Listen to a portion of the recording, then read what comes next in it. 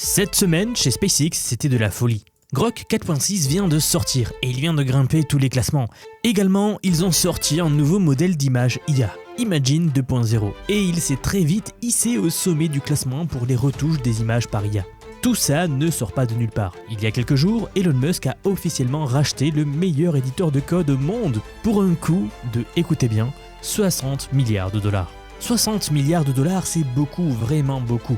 Souvenez-vous, Elon Musk avait racheté Twitter 40 milliards de dollars. Et quand on voit le poids mondial de Twitter aujourd'hui, bon, on comprend la valeur, on comprend pourquoi il avait payé autant. Mais un éditeur de code à 60 milliards de dollars ? Bon, là, ceux qui ne connaissent pas l'IA pourraient se dire, c'est quoi ce délire ? Sachez qu'à l'époque à laquelle on vit, le prix est justifié. Et vous allez comprendre pourquoi, en comprenant ce qu'il s'est vraiment passé. Car ce rachat risque de convertir SpaceX ainsi que Elon Musk en une espèce de méga entité. La plus grande corporation que l'humanité n'ait jamais vue. Vous le savez sans doute, mais il y a une citation devenue culte dans le milieu de la tech qui dit qu'il ne faut jamais parier contre Elon Musk. Never bet against Musk. Sommes-nous en train de vivre une nouvelle instance de cette citation ? Eh bien, tout laisse penser que oui. Alors, je vais tout vous expliquer aujourd'hui.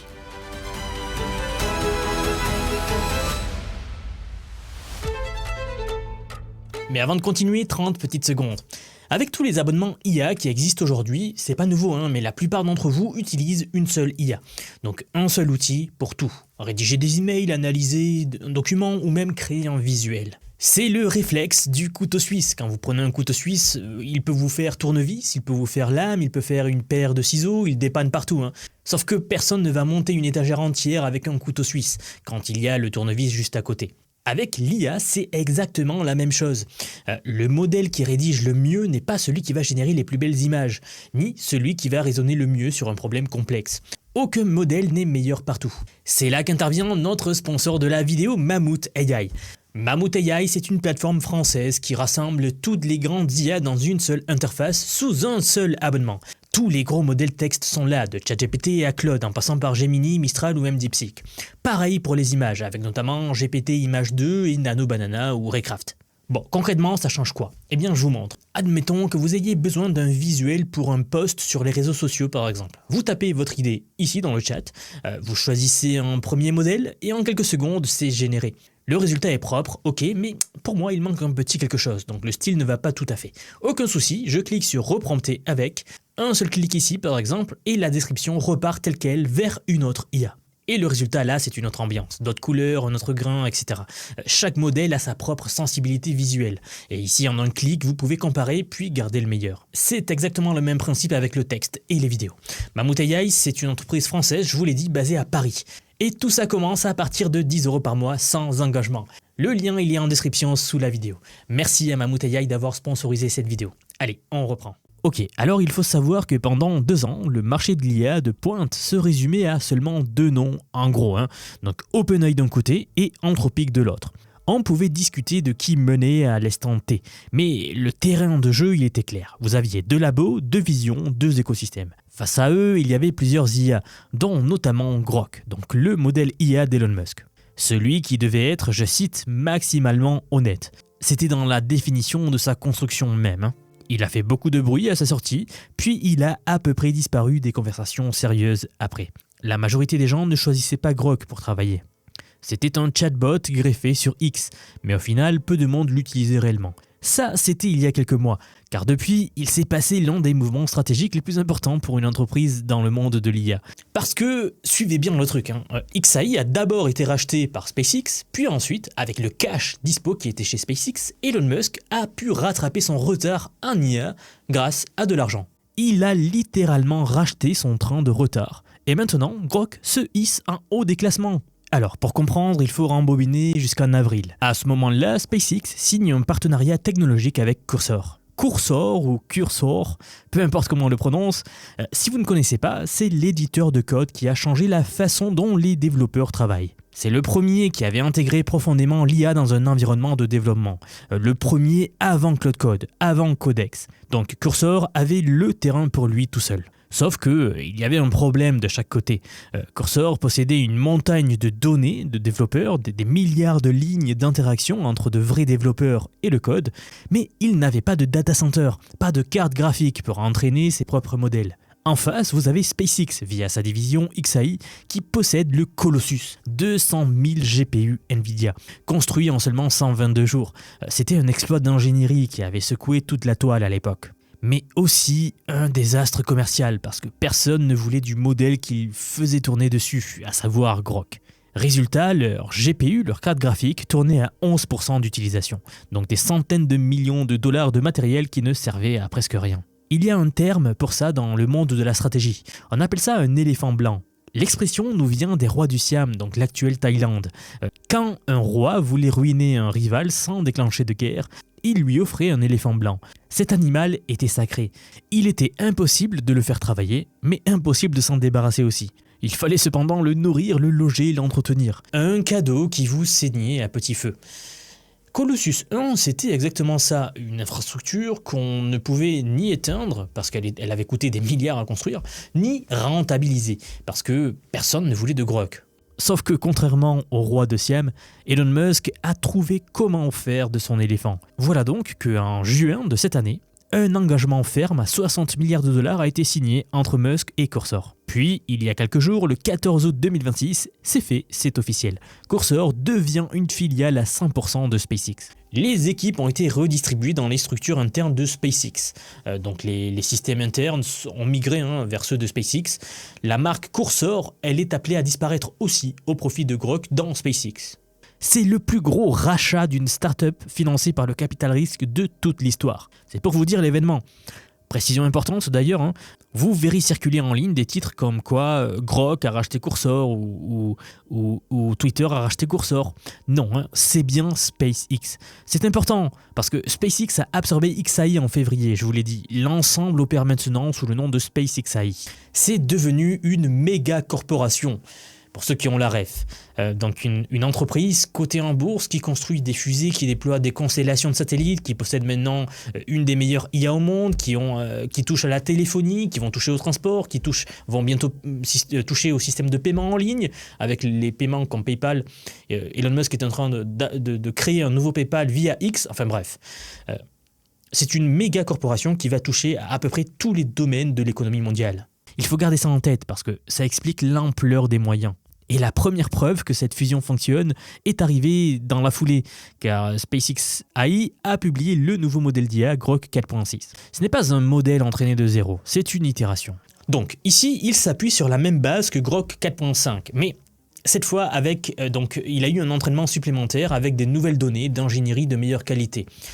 Ça vous dit quelque chose? Ça sort de Cursor directement.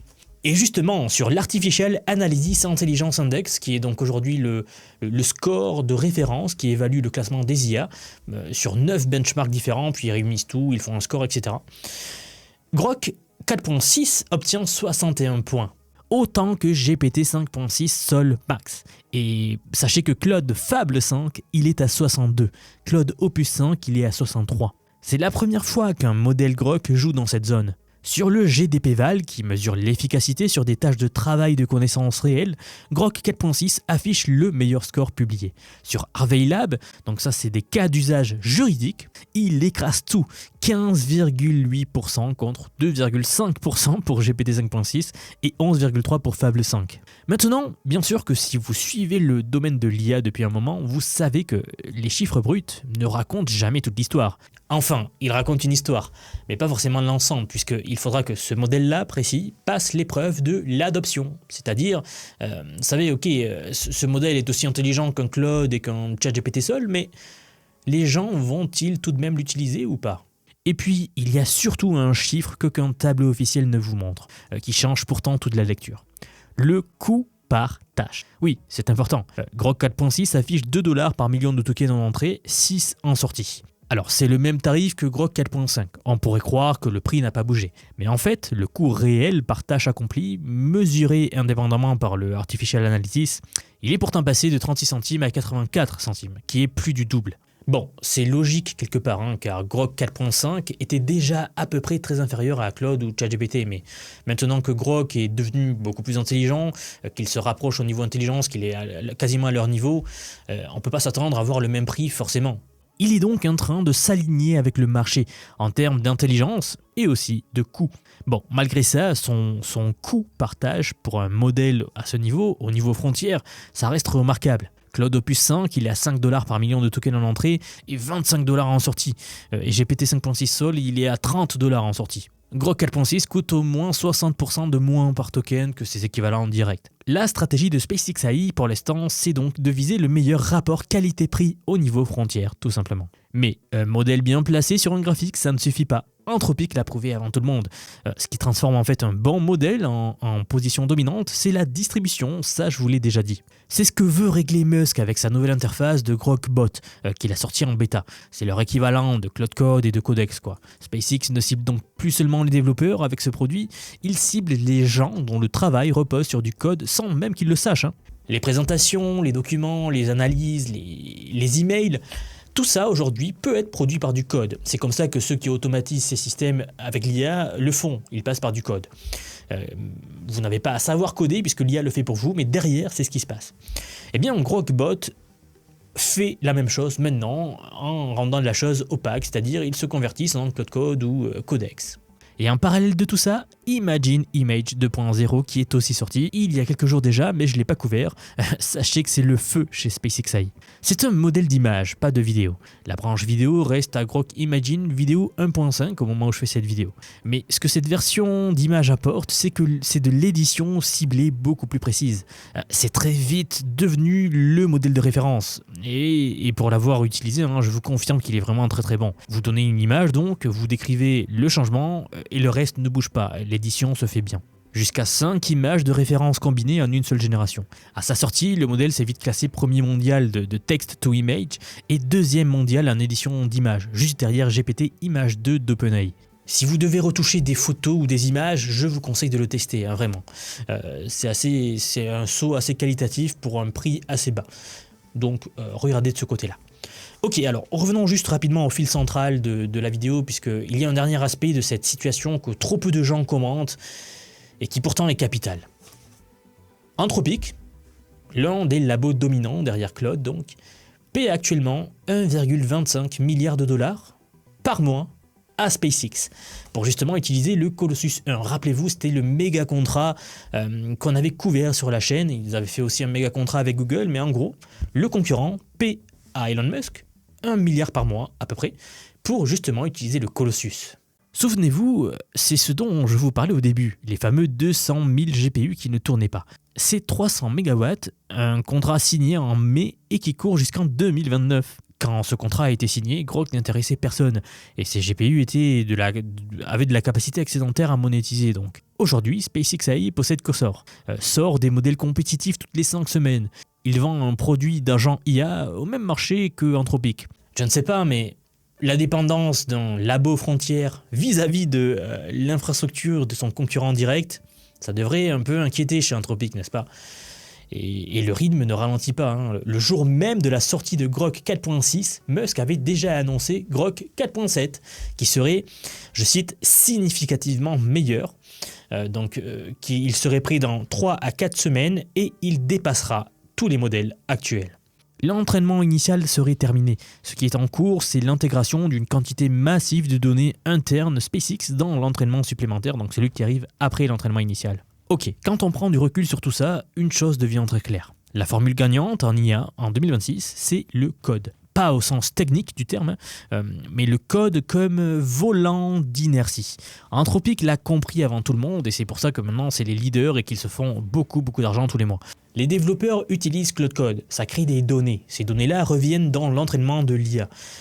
Les revenus financent le modèle suivant, ce qui attire d'autres développeurs. Vous voyez la boucle. OpenAI a répliqué la même boucle avec Codex et ça marche plutôt bien. Maintenant, SpaceX vient d'acheter cette capacité pour faire pareil.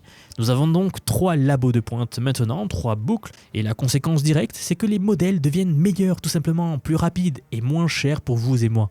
Ce qui veut dire une chose assez simple. Si vous travaillez dans le marketing, la communication, la gestion de projet, le juridique, la finance, en fait, n'importe quel métier où vous produisez des documents, des analyses, des présentations, où il y a besoin d'intelligence, les outils que je viens de vous décrire sont le futur. Ils existent, ils fonctionnent, ils coûtent de moins en moins cher, et dans 6 mois, ils coûteront encore moins et feront encore plus. La question, ce n'est plus de savoir si l'IA va transformer votre façon de travailler, c'est de savoir si vous serez prêt quand ça finira d'arriver.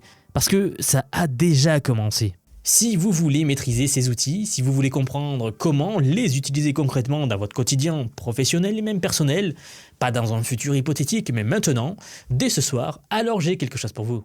J'aimerais vous dire que depuis quelques mois déjà, j'ai construit un programme d'apprentissage unique. Je vous apprends l'IA sous tous ses aspects. C'est un parcours que j'ai créé et pensé pour vous transmettre tout ce que je sais. Alors non seulement sur les modèles d'IA comme ChatGPT, Gemini de Google, Grok de Elon Musk, Claude, etc. Je vous montre en fait et surtout la manière de les intégrer concrètement dans votre vie, dans votre travail, dans vos projets. Et ce que vous soyez salarié, indépendant, entrepreneur ou même à la retraite. Car oui, nous avons beaucoup de retraités dans la communauté et ils utilisent l'IA au quotidien. J'ai récemment sorti la plus grosse mise à jour à ce jour de la formation. Ça fait un petit moment que j'en parlais, mais ça y est, elle est là, elle est en ligne. C'est un module entièrement dédié à l'automatisation par IA, donc en utilisant N8N. Autrement dit, la création d'agents IA, donc des espèces de salariés virtuels qui vont travailler pour vous et tout faire pour vous. En somme, vous faire gagner des heures et des heures et des heures. Vous êtes déjà plus de 6 à 7 000 à avoir rejoint ce programme, donc merci pour tout ce soutien. Et enfin, sachez qu'il n'y a pas besoin d'être développeur, pas besoin d'avoir un profil technique. Je vous prends par la main et pas à pas, avec des leçons vidéo claires, des cas concrets pratiques, on voit tout ce qui touche à l'IA. Dernier point, mais pas des moindres bien sûr, si vous nous rejoignez aujourd'hui, vous aurez accès à toutes les évolutions du futur. Sans surcoût, accès illimité à vie à tout ce que je veux vous apprendre. Donc aujourd'hui, c'est un paiement unique, ce n'est pas un paiement mensuel, c'est juste un paiement unique et vous aurez accès à vie à toutes les mises à jour que je vais faire en permanence et que je fais en ce moment même d'ailleurs. Donc si cela vous intéresse, vous avez les liens en dessous de la vidéo, donc soit en description, soit en commentaire épinglé pour nous rejoindre. Dans tous les cas, moi, je serai très heureux de vous accueillir dans le programme Vision IA. Si vous êtes encore là, merci d'avoir regardé cette vidéo jusqu'au bout et je vous dis à très vite pour la prochaine vidéo. À bientôt.